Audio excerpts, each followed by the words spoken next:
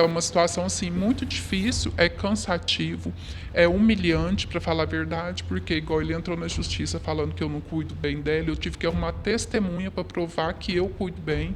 Então, para uma mãe que se desdobra 24 horas para estar cuidando de um filho, passar por isso é uma situação assim muito complicada. Eu não desejo para ninguém mesmo. O relato é de uma mãe vítima de alienação parental. Desde que se divorciou do ex-marido após ser traída por ele, a mulher trava esta luta, uma situação que põe em risco a integridade da filha. Primeiro foi a chantagem. Chantagem, se eu levasse na justiça para pagar a pensão, ele ia tirar ela de mim porque ele ganha mais. Na época eu não trabalhava. Até aí tudo bem. Não caí na chantagem dele. Entrei na justiça, foi determinado um valor X. Aí esse valor desconta em folha de pagamento. Só que então, por ele morar em outro estado, acaba que ele perde um pouco o vínculo com a criança. O único contato que tem com ela hoje é por meio do telefone. Apesar dos telefonemas e chamadas de vídeo com a menina, quando o pai vem visitar a criança, ela mesmo recusa. O genitor alega que a mãe está complicando o encontro e faz novas ameaças. Quando ele vem da cidade que ele mora para ver ela, muitas das vezes ela fica um dia com ele, não quer ficar mais dia, porque ela acostumou muito comigo. E vai perdendo aquele vínculo. Aí ele alega que é eu que não deixo, que eu vou pagar por isso, entrou na justiça para diminuir a pensão, porque o que ele paga é muito e eu que gasto a pensão toda comigo, que a menina não tem nada, alegando esse tipo de coisa para não pagar o valor que foi determinado. Só que assim, eu consegui provar bastante coisa, consigo provar, porque tem uns registros de ligação dela para ele, foto que ela mesma manda. Então, assim, falar que eu tirei, eu nunca tirei. É igual eu estou te falando, é o vínculo que acaba se perdendo. Alienação parental é crime. A prática é considerada como interferência na formação psicológica da criança ou adolescente, promovida por um dos genitores. Existem várias ações que caracterizam a prática de alienação parental. A principal e mais comum entre os casais que estão em processo de dissolução matrimonial é a desqualificação do genitor no exercício da maternidade ou paternidade daquela família. Essa lei, ela fala o quê? Resumidamente, que se a pessoa que está com uma criança, que reside com uma criança, faz campanha contra o outro genitor, falando, por exemplo, olha, o papai não vai te ver porque ele preferiu ficar com a atual esposa. Ou, olha, o papai não gosta de você.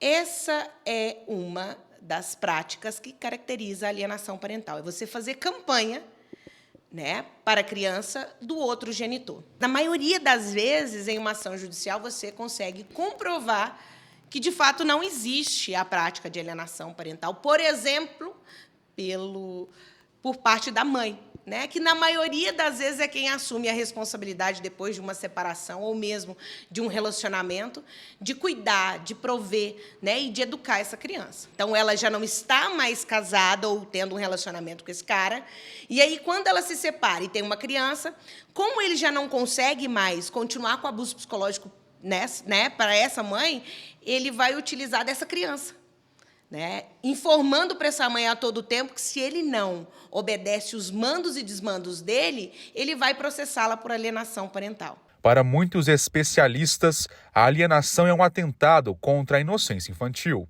Na maioria das vezes é nesse sentido. Me manda uma foto agora. Se você não me mandar, eu vou te processar por alienação parental. Me atende agora. Se não, eu vou te processar por alienação parental. Tem a determinação judicial, por exemplo, já tem um acordo homologado pelo juiz falando os dias e os horários que esse pai vai conviver, vai visitar essa criança. E ele insiste em querer fazer do jeito dele. Então, ele chega fora do horário ou fora do dia determinado pelo juiz e quer retirar a criança a todo custo. Muitas das vezes, chama a polícia para fazer um boletim de ocorrência, tudo com a intenção de coagir essa mãe para fazer o que ele quer, ou seja, continuar com a prática de abuso psicológico. Então, ele vai aonde? Onde mais dói uma mãe, que é no filho. Os casos de alienação parental podem até parecer isolados, mas não são. Com frequência, a vara da família em diversos locais do país recebe denúncias desta prática criminosa.